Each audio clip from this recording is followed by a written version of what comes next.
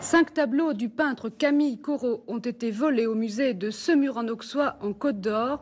Pour l'instant, le préjudice est inestimable. Ce vol marque le début d'une incroyable affaire de trafic d'art qui cible les plus grands peintres impressionnistes français, Corot, Renoir ou Monet. En 5 minutes, les voleurs choisissent et décrochent les toiles les plus chères. C'est un crève-cœur, c'était effectivement nos trésors. Ces toiles, à la valeur inestimable, vont passer entre des mains peu scrupuleuses aux 4 coins de la planète. Quels sont les réseaux capables de monter un braquage comme ça? C'est les réseaux mafieux, c'est la criminalité organisée. Les Yakuza, la mafia japonaise, plus de 80 000 membres. Les Yakuza, c'est un mot qui fait trembler, qui fait peur. Une alliance improbable entre bandits japonais, mafia corse et même voyous de banlieue parisienne. Parmi eux, Philippe Jamin, le gros fifi d'Aubervilliers, présenté comme le chef de file de cette équipée japonaise. Ce jeu de piste à l'échelle mondiale est mené par une brillante commissaire sous les feux des projecteurs. Mireille Balestrazi, née à Orange, Vaucluse, devient la superwoman, l'attraction numéro 1, la star, battue Madonna. Voici l'histoire d'une enquête à rebondissement pour tenter de sauver certains des plus grands trésors du patrimoine français.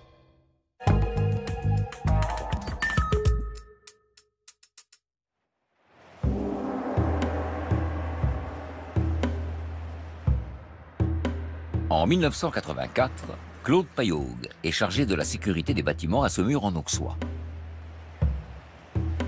Il est parmi les premiers à entrer dans le musée au lendemain du vol.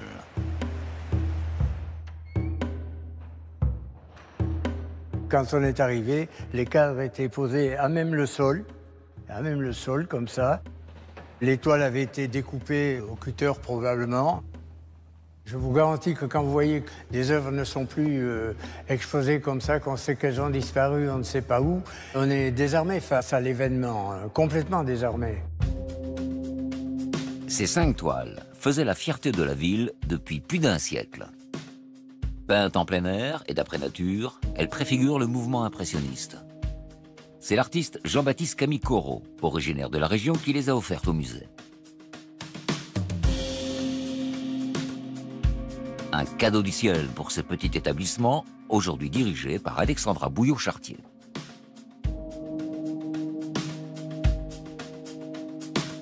Les coraux représentaient évidemment la perle, si j'ose dire, de ce musée. À l'heure actuelle, on serait bien en peine d'essayer d'acquérir des œuvres de Jean-Baptiste Camille Corot parce que ça a une telle cote artistique que c'est impossible pour un musée tel que le nôtre.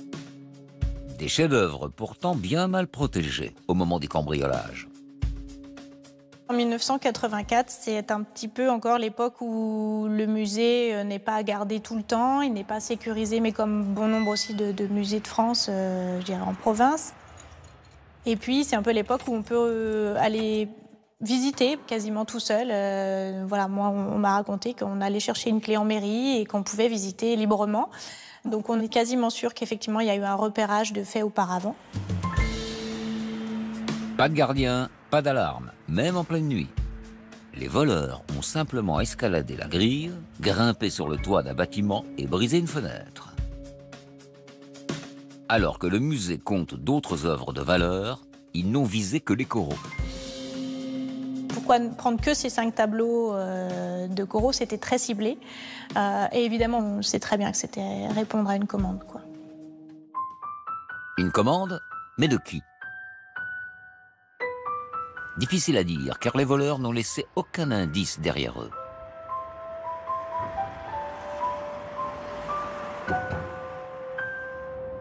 Les impressionnistes semblent en tout cas avoir la cote auprès des malfaiteurs. 1 an après, à Paris, le musée Marmottan, qui abrite l'un des plus grands chefs-d'œuvre de l'histoire de l'art, se retrouve au cœur d'un vol retentissant. Le 27 octobre 1985, 5 hommes entrent au musée comme de simples visiteurs. Une fois à l'intérieur, ils dégainent leurs armes. Impossible pour le personnel de donner l'alerte, car l'alarme ne fonctionne que pendant les heures de fermeture du musée.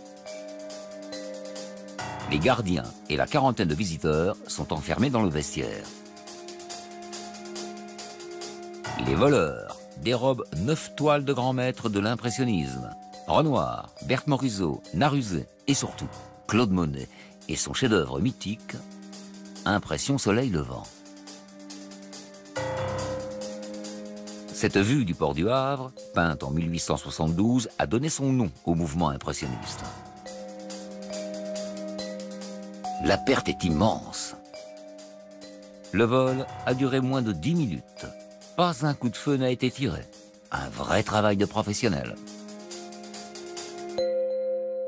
C'est des gens qui avaient repéré, à votre avis, qui avaient repéré les lieux ? Sûrement. J'ai l'impression qu'ils ont choisi certains tableaux, qui étaient comme une commande, parce qu'ils en ont pris un peu dans toutes les salles. Les voleurs du musée Marmottan n'ont pas agi par hasard, comme nous l'explique un expert, maître Maurice Reims. J'imagine qu'ils savaient ce qu'ils faisaient, ou alors ils avaient un goût formidable, inné, parce ce qu'ils ont choisi est admirable. Ils ont choisi, au milieu de tableaux remarquables, des tableaux admirables. C'est ça qui était patent dans ce qu'ils ont fait. Est-ce que ces tableaux sont écoulables? Non, on peut pas les revendre, des tableaux comme ça. Théoriquement, personne ne prendrait le risque d'acheter des toiles volées aussi célèbres. Et pourtant, en un an, 14 trésors du patrimoine artistique mondial ont disparu dans la nature. Après des mois sans l'ombre d'une piste, l'enquête va rebondir de manière inattendue à l'autre bout du monde.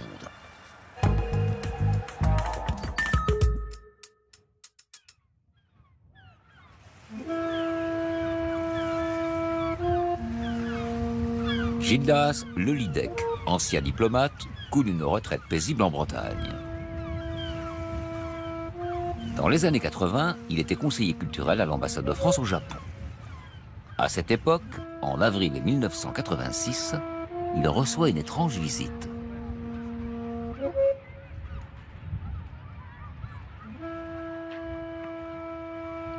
Un soir, au service culturel de l'ambassade à Tokyo, j'ai reçu un petit monsieur assez maigrichon, plutôt mal habillé, et il a été directement droit au but. Il a sorti de sa poche 5 polaroïdes. Ensuite, comme s'il jouait aux cartes, il a retourné chaque photo. Et là, j'ai vu apparaître le tableau « Impression soleil levant ». Le conseiller culturel reconnaît le chef-d'œuvre de Monet volé 7 mois plus tôt à Paris. Et son mystérieux interlocuteur lui apporte la preuve qu'il s'agit bien là du vrai tableau.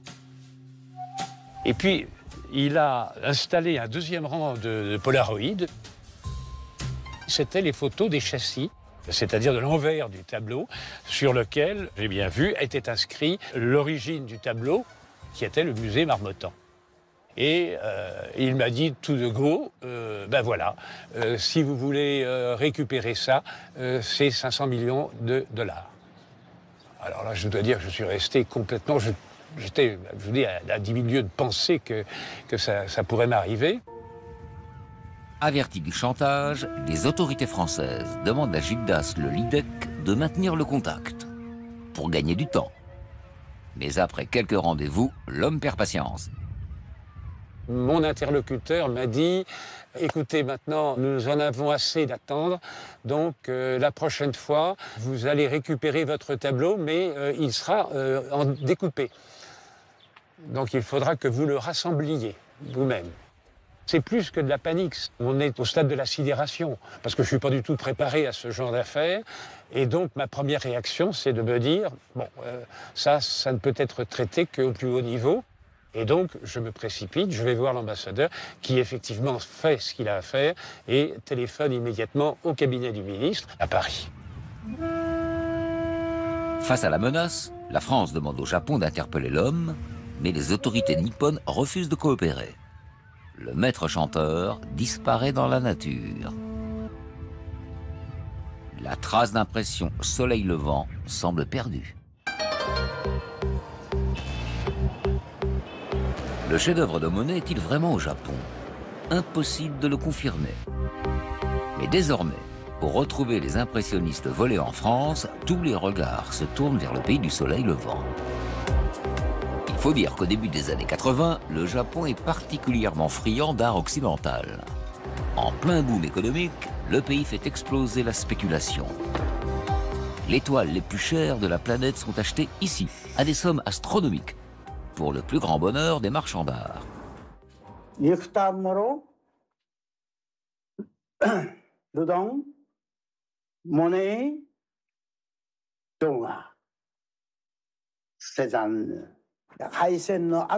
la guerre, le Japon a dû vendre toutes ses toiles de maître pour survivre.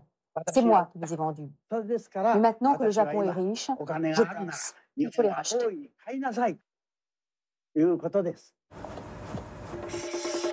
En mai 90, c'est sans état d'âme que Roy Saito, empereur de la papeterie japonaise, a déboursé près d'1 milliard de francs, acquérant coup sur coup le portrait du docteur Gachet de Van Gogh et le moulin de la Galette de Renoir, les 2 toiles à ce jour les plus chères du monde.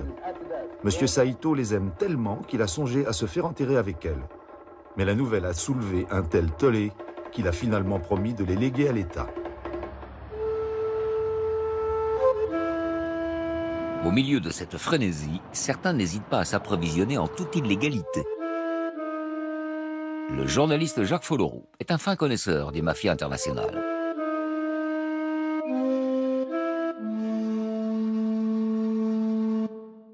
Le Japon est assurément, à l'époque, un endroit où on peut trouver des acheteurs qui ne seront pas regardants sur la façon dont on aura fait l'acquisition ou en tout cas trouvé des tableaux uniques au monde. Ce marché extrêmement lucratif attire rapidement les plus anciens et les plus célèbres criminels japonais.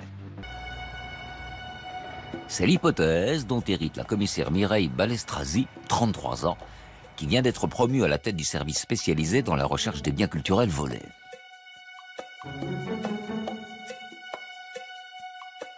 Cette policière, au caractère bien trempé, va devenir la star de cette enquête internationale.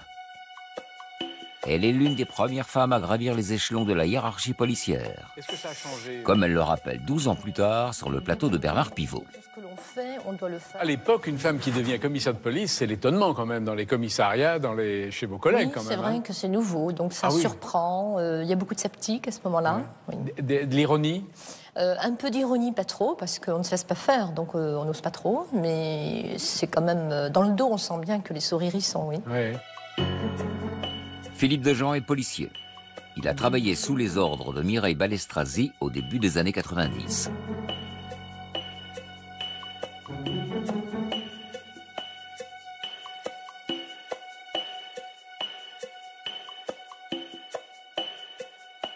C'était un très grand chef de service.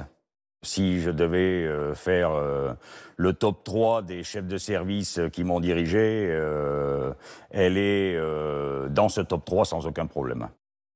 Une femme très engagée, qui connaissait son métier sur le bout des doigts et qui savait gérer ses troupes. Un vrai flic. Un vrai flic. Quand elle reprend l'enquête sur les tableaux volés, la talentueuse commissaire a très peu de pistes, mais une certitude.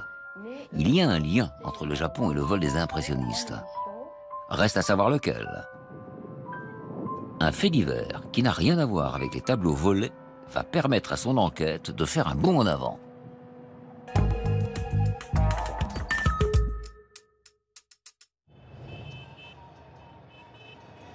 Le 25 novembre 1986, un braquage spectaculaire secoue les rues de Tokyo. Au petit matin, le fourgon de la banque Mitsubishi est discrètement pris en filature par 3 véhicules. Au détour d'une rue, la camionnette est bloquée. 5 individus, vêtus de combinaisons de mécano, de casques et armés de faux pistolets, braquent les convoyeurs. Mais d'où sortent ces malfaiteurs? Le journaliste Frédéric Ploquin est spécialiste du banditisme. D'après lui, les vols à main armée sont tellement rares au Japon que les passants n'y croient pas. Théoriquement, les Yakuza ne braquent pas au pays, ne volent pas. C'est très encadré en réalité, la criminalité organisée au Japon même. Il y a des choses qui ne se font pas, quoi. Donc les Japonais qui sont autour, ils considèrent que bon voilà, on est en plein tournage d'un film et que c'est probablement une fiction qui est en train de se faire. Ils regardent ça avec amusement et intérêt. Les convoyeurs japonais n'opposent aucune résistance et les voleurs récupèrent le butin. 2 mallettes contenant 330 millions de yens, l'équivalent aujourd'hui de 2 millions d'euros. Et là, ils arrivent à faire ce coup quand même relativement extraordinaire, c'est qu'avant même que l'alarme ne soit donnée, que les polices aux frontières ne soient avertis, ils ont quitté le pays. Ils sont déjà partis et l'argent est déjà dans la soute de l'avion. Les malfaiteurs ont été efficaces, mais pas très méthodiques. Ils ont laissé des empreintes partout derrière eux. Dans la camionnette, sur les casques, sur les mallettes. Très rapidement, la police nippone les identifie et leurs visages s'étalent dans les colonnes des journaux.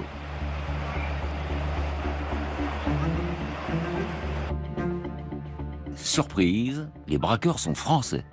Ce sont des voyous de banlieue parisienne. Mais que font-ils au Japon? Toru Matsushima est journaliste pour le principal quotidien de Tokyo. Il a couvert ce braquage, baptisé à l'époque le casse du siècle.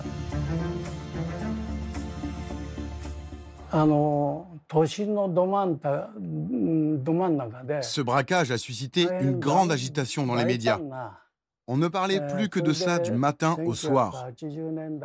Il faut dire que dans la première partie des années 80 au Japon, les crimes commis par des étrangers étaient extrêmement rares, voire inexistants. Et là, cette attaque commise par des étrangers a eu lieu en plein centre-ville et elle était d'une ampleur inédite. C'était vraiment très audacieux.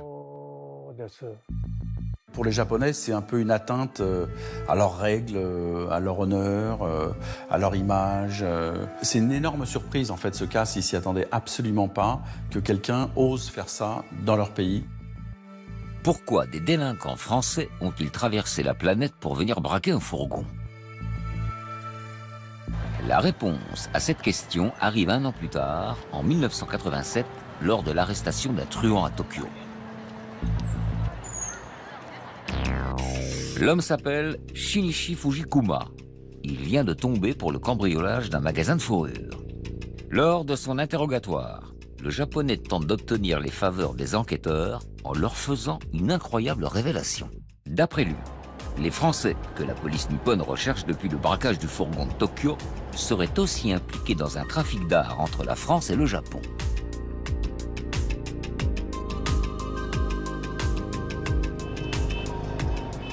Fujikuma est très bien renseigné, car ces Français, il les connaît, c'est même lui qui les a ramenés au pays. Pour comprendre cette étonnante association, il faut remonter en 1982 en région parisienne.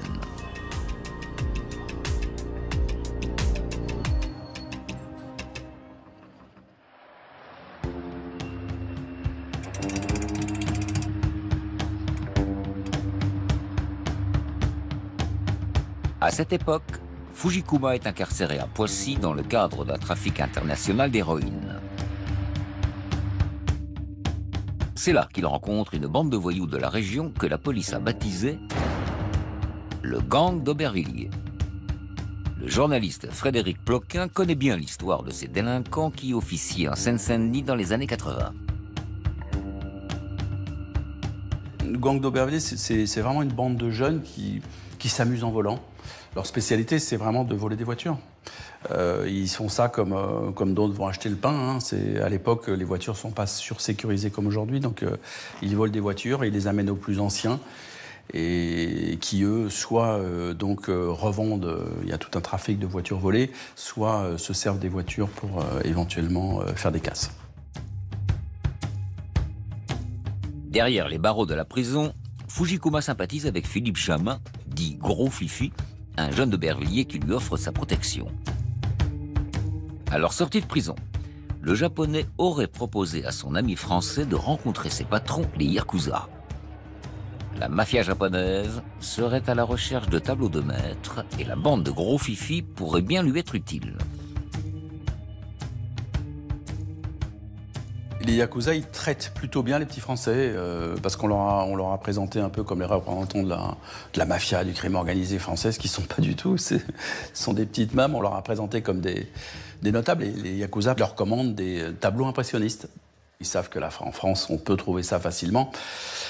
Et Fifi et sa petite bande et ses copains, a priori, ça leur paraît pas plus compliqué de voler des tableaux que de voler des voitures. Et finalement, ils n'ont pas complètement tort. Selon Fujikuma, le gang d'Aubervilliers aurait rapporté quelques mois plus tard 5 toiles impressionnistes au Japon. Mais attention, il ne s'agit pas d'impressions soleil levant de Monet, mais des œuvres de Corot dérobées à Saumur en Auxois. Et les sortir de France aurait été un jeu d'enfant. Et donc ils les roulent comme ça, comme on roulerait un dessin lambda, et ils prennent l'avion et ils partent au Japon avec ces toiles. Et les Japonais sont probablement un peu surpris de voir arriver des tableaux aussi célèbres finalement chez eux. Selon Fujikuma, en attendant que les toiles s'écoulent, le gang d'Aubervilliers aurait pris ses quartiers à Tokyo. C'est à ce moment-là qu'ils auraient imaginé le braquage du fourgon de banque. Les aveux de Fukushima aux policiers font l'effet d'un coup de tonnerre. Les Français deviennent les ennemis publics numéro 1 au Japon.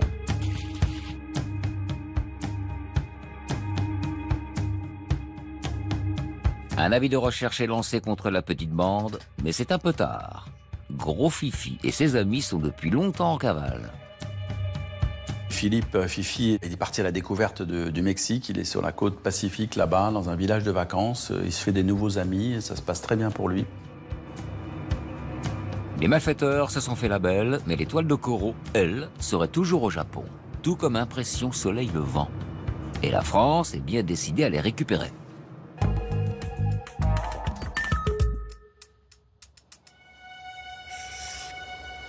Le 8 novembre 1987, les forces de police françaises s'envolent pour Tokyo. Les médias sont du voyage. Ils se passionnent pour ces chefs-d'œuvre volés et surtout pour la commissaire Balestrazi qui mène la délégation. Je ne peux révéler aucun point de l'enquête et je préfère attendre de rencontrer la police japonaise, accomplir notre mission, pour ensuite éventuellement voir ce qu'on pourra dire à la presse. Mireille Balestrazi est accompagnée de l'inspecteur du SRPJ de Dijon, Toussaint Poggial. C'est lui qui est en charge de l'enquête sur le vol des coraux à Saumur en Auxois. Aujourd'hui à la retraite, il garde ce voyage au Japon le souvenir d'un grand cirque médiatique.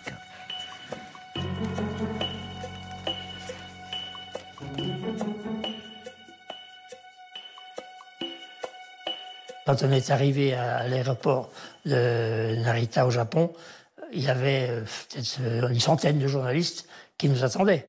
Aujourd'hui, la mission au Japon du commissaire Balestrazi est terminée. Sur les 3 semaines qu'on a passées là-bas, tous les jours, un journal télévisé, on passait à la télévision japonaise. Donc les gens là-bas, dans la rue, ils nous connaissaient tous, quoi.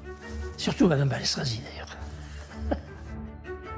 Il l'avait surnommée la poupée de glace, parce qu'elle était assez froide dans ses relations avec les autres, et notamment les Japonais.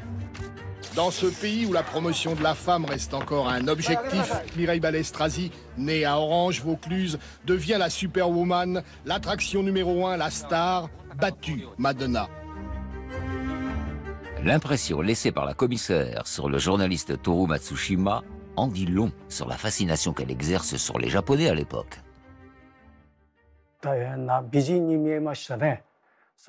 Elle était d'une beauté incroyable. Elle portait avec assurance et sans tabou des jupes courtes qui dévoilaient ses jambes fines. Elle a fait si forte impression qu'elle a complètement éclipsé l'affaire des tableaux volés. On ne s'est plus intéressé qu'à Mireille Balestrazi. Qu'une commissaire aussi belle soit nommée à la tête d'une affaire de vol aussi importante, ça a beaucoup surpris les Japonais. Je veux dire, effectivement, j'étais reçue comme une grande actrice aurait pu l'être. Oui, effectivement. Ils ont à la fois trouvé ça curieux, parce qu'à l'époque, au Japon, c'était pas question qu'une femme ait ce genre de responsabilité. Moi, j'avais rencontré une femme gardienne de la paix, enfin l'équivalent gardienne de la paix, qui me disait je n'ai pas le droit de porter une arme parce que je suis une femme, et je n'ai pas le droit à une promotion sociale parce que je suis une femme. Mais à Tokyo, Mireille Balestrazi ne perd pas de vue sa mission. Remettre la main sur les tableaux.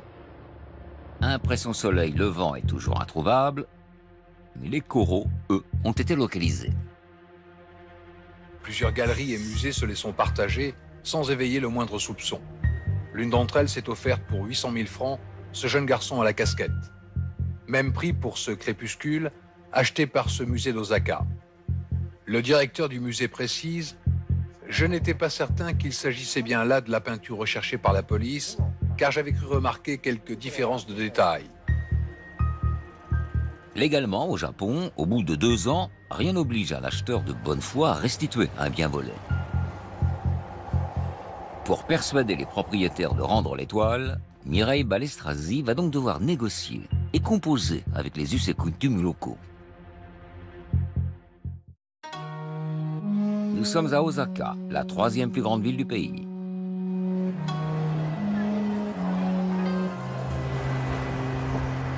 Kawata Tsuyoshi est avocat.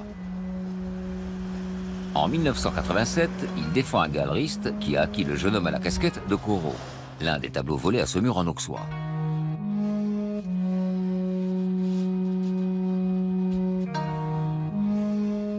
Pour son client, cette affaire n'est pas une question d'argent, mais d'honneur.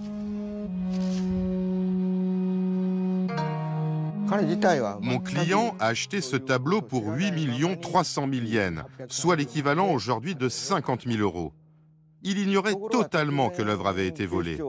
Il l'a appris le jour où la police a débarqué soudainement dans sa galerie. Cela a nui fortement à la réputation de mon client. Pour lui permettre de sauver la face, la commissaire Balestrazi accepte de se plier une petite mise en scène imaginée par l'avocat. Nous avons organisé une cérémonie à l'hôtel Nikko d'Osaka, durant laquelle mon client a offert officiellement, en public, le tableau du jeune homme à la casquette à Mireille Balestrazi. Mon client était d'accord pour oublier les 8 300 000 yens qu'il avait dépensés. Ce qu'il voulait, c'était réhabiliter son honneur. La présence de Madame Balestrazi durant cette cérémonie à Osaka était fondamentale.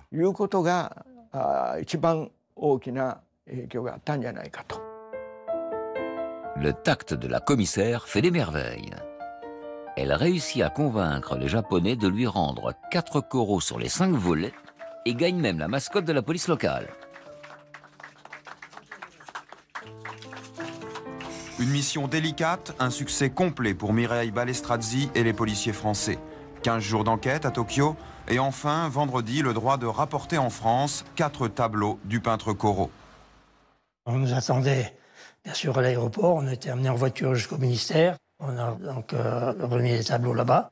On nous a bien sûr félicité copieusement du travail qu'on avait fait au Japon.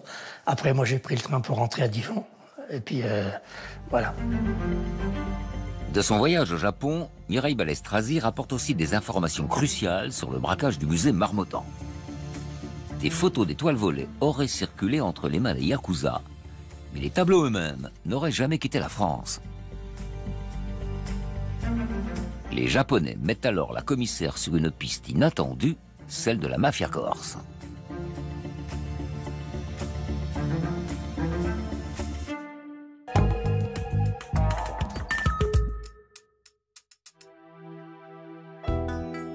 Début 1988, l'intervention d'un policier à la réputation sulfureuse va définitivement réorienter l'enquête vers l'île de Beauté.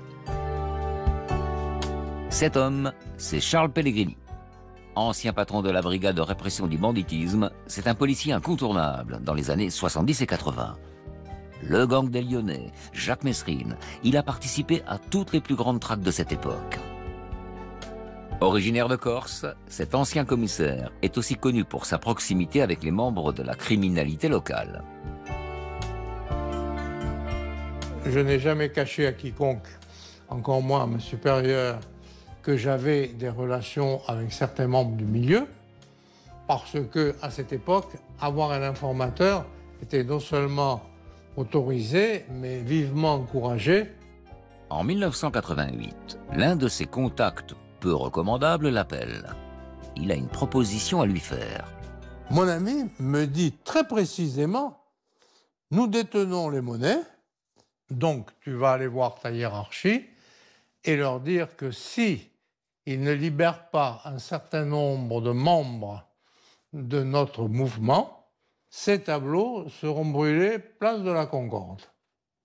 Et comment vous avez réagi? Vous avez dit c'est une blague? Moi, non. Moi, quand il me dit ça, je le crois dur comme fer. C'est pas un blagueur, c'est pas son style. Donc, j'ai organisé une rencontre entre cet homme et Mireille Balestrazi. Je n'ai fait que le logisticien, bien entendu. Je ne suis ni au courant de ce qui s'est dit, et je ne l'ai jamais su. Et encore aujourd'hui, je ne le sais pas. Charles Pellegrini est connu pour son mutisme légendaire. Par son entremise, la commissaire Balestrazi se retrouve en contact avec un délinquant corse. Et selon le journaliste Jacques Folloroux, cet homme serait lié à la plus redoutable organisation criminelle de l'île, la Brise de Mer. La Brise de Mer, c'est le gang criminel dominant en Haute-Corse, qui tient le haut du pavé d'ailleurs au sein du banditisme français, qui a des connexions à l'étranger. Ce sont un peu les membres fondateurs d'ailleurs du système mafieux corse qui régit aujourd'hui. Et donc là, tout d'un coup, dans cette affaire de tableaux volés de Marmottan, surgit une demande de remise en liberté de contrepartie qui concerne directement la Brise de Mer.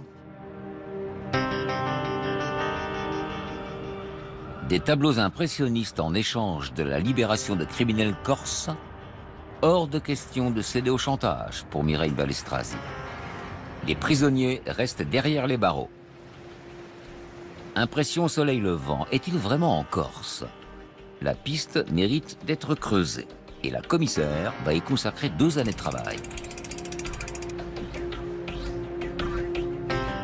Fin 1990, Mireille Balestrazi a acquis la certitude que les œuvres du musée Marmottan sont bien en Corse. Et elle est prête pour lancer un grand coup de filet sur le milieu mafieux local. Philippe Dejean participe à cette opération périlleuse pour la jeune commissaire. Les jours précédents, je pense qu'elle a du mal dormir. Hein. Quand vous avez 5 ans d'enquête et que vous jetez tout dans la bataille sur une opération en 48 heures, voilà, c'est stressant. Le risque principal, c'est qu'au moment de l'opération, les voleurs tentent de détruire les œuvres, devenues compromettantes. Le 4 décembre 1990, une cinquantaine de policiers débarquent en Corse. Philippe Dejean est envoyé à Porto Vecchio chez 2 frères soupçonnés d'être liés au vol. Et là, il va faire une surprenante découverte. Lors de la perquisition, on a la chance, au sous-sol de la maison, de retrouver dans un sac un jeu de photos Polaroid représentant les tableaux de Marmottan. C'était totalement inespéré de retrouver ça. Et je me souviens qu'on s'est dit, effectivement, bonne pioche quand même, quoi. Mais le plus dur reste à faire. Il faut maintenant faire parler les suspects pour tenter de localiser les tableaux. Philippe Dejean interroge le propriétaire du sac, Donatien Comiti, dit Donat. Un jeune homme peu bavard et surtout qui semble terrorisé. Je me souviendrai toute ma vie de ça. C'est que je lui posais des questions et j'avais l'impression qu'il allait parler et puis d'un seul coup il baissait la tête et il soufflait et ça n'arrivait pas à sortir. Donc vers 2 h du matin, je commençais aussi un peu à en avoir marre parce qu'on était quand même debout depuis très longtemps et voyant que ça n'avançait pas, et donc je suis allé parler avec son père dans le local de garde à vue. Est-ce que vous pouvez raisonner votre fils, lui parler pour essayer de le raisonner? Et là, à un moment, son père s'est mis à pleurer. Et j'ai pris son père, je l'ai sorti du local de garde à vue et je l'ai amené devant Donat. Et Donat a levé la tête.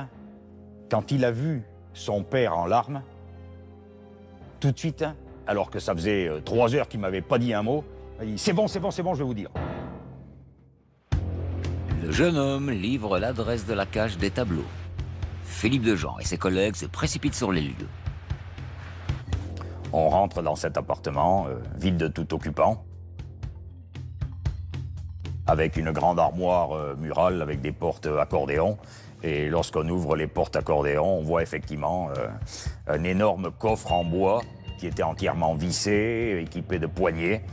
Et donc là, on sort le coffre en bois et il y a un collègue qui plonge la main dedans. Et je me souviendrai tout le temps, le premier tableau qui sort, Impression soleil levant. Et là, grand moment d'émotion. Ouais. Vous avez encore l'œil qui brille. Ah oui, c'est... ouais, je m'en souviendrai. C'est un choc, quoi. Les policiers ont touché le jackpot. Toutes les toiles volées au musée Marmottan sont là, quasi intactes. Héros de cette histoire, Philippe Dejean, Mireille Balestrazy et leurs collègues posent fièrement avec leur incroyable tableau de chasse. Il ne semblait pas trop y croire, ce matin, le conservateur du musée Marmottan. Devant lui, enfin, les 9 toiles disparues depuis 5 ans. Vous savez, la joie que vous me faites à la veille de Noël, c'est le plus beau cadeau que vous puissiez faire, j'allais dire, à notre musée, aux conservateurs et également à tous les amoureux de la peinture et aux amoureux de Claude Monet. Impression soleil levant retrouve sa place au musée Marmottan. Et le public est ravi. Mireille Balestrazy rayonne. La réussite de cette enquête va propulser la jeune commissaire vers les sommets de la hiérarchie policière. Charles Pasqua vient d'abattre un nouveau joker dans la lutte contre le crime organisé dans l'île de Beauté. Le nouveau joker s'appelle Mireille Balestrazy. Elle possède une solide expérience et elle est bien décidée, entre autres, à faire le ménage dans les rangs de la police insulaire. Une main de fer dans un gant de velours, c'est le profil de la nouvelle patronne du SRPJ de Montpellier. Un parcours sans faute, dans un monde d'hommes qui fait d'elle une exception, quasi une icône. Vous êtes toujours cité en exemple, c'est un peu pesant, c'est un peu énervant. Comment vous ressentez les choses? Au début, je pense qu'on ne le vit pas bien.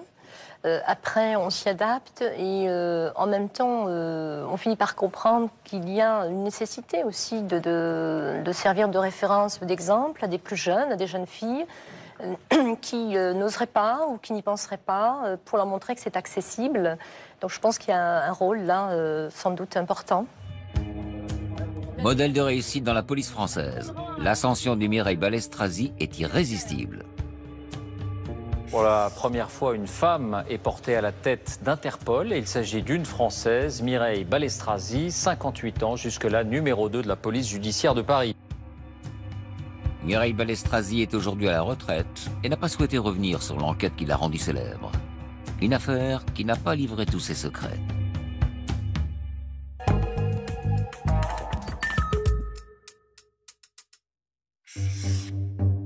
En 1990 s'ouvre le procès de Philippe Jamin, dit Gros Fifi, au tribunal correctionnel de Dijon. Souvenez-vous, c'est le voyou d'Aubervilliers qui avait revendu au Yakuza l'étoile de Koro, au Japon. Il doit répondre de son implication dans le vol des tableaux à Semur en Auxois. L'inspecteur Poggial est présent à l'audience ce jour-là, mais il n'en attend pas grand-chose.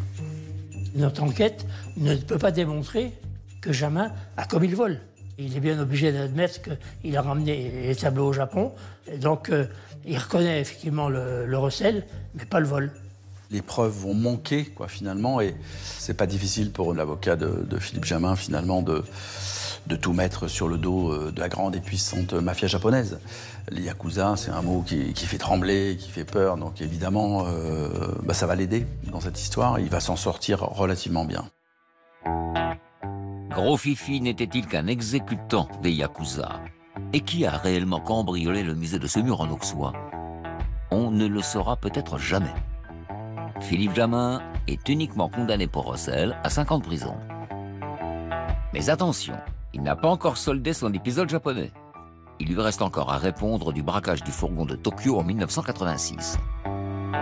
Cette histoire digne d'un excellent polar, celle de 5 malfrats de banlieue partis faire le casse du siècle au pays du soleil levant. Il y a 6 ans, Le gang d'Aubervilliers, comme on les a surnommés, avait visé haut en raflant au fleuron de l'Empire du Japon, la banque Mitsubishi, la coquette somme de 14 millions de francs, le tout sur fond de mafia japonaise. Le problème, c'est que le polar se termine aux assises de Bobigny, sous l'œil attentif de la télévision nippone. Les Japonais n'ont pas oublié l'attaque à main armée des Français en plein centre de leur capitale. Les éléments de preuve fournis par la police nippone sont nombreux, mais Gros Fifi est désormais un habitué des tribunaux. Philippe Jamin, c'est quelqu'un d'extrêmement sympathique, jovial, content de vivre, qui aime la bonne vie, mais surtout, c'est quelqu'un de très malin et capable, dans un tribunal, de retourner des jurés ou des magistrats par des réponses complètement désarmantes. Sa défense est la même que pour le vol des coraux. Ce seraient les Yakuza qui auraient monté le coup, lui ne serait qu'une petite main. Mais ça marche.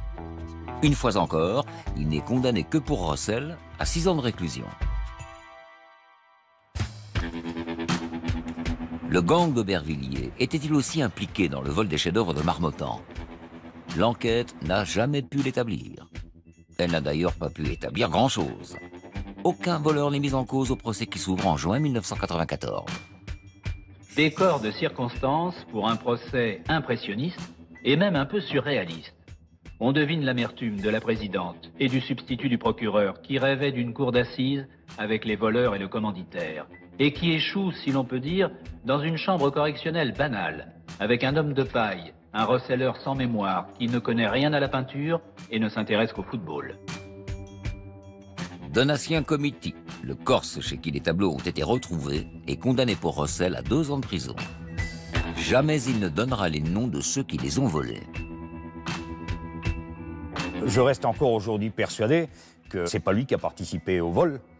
Et je pense, moi personnellement, que son rôle, ça a été effectivement de rendre service à des gens et de mettre ces tableaux en sécurité dans un endroit où ça risquait rien. Comment les tableaux se sont-ils retrouvés en Corse? Les Yakuza sont-ils vraiment hors de cause? Le mystère est loin d'être éclairci. Ce mur en Auxois, l'un des joyaux de la Bourgogne, réputé pour le charme de ses ruelles médiévales. Dans la nuit du 17 octobre 1980,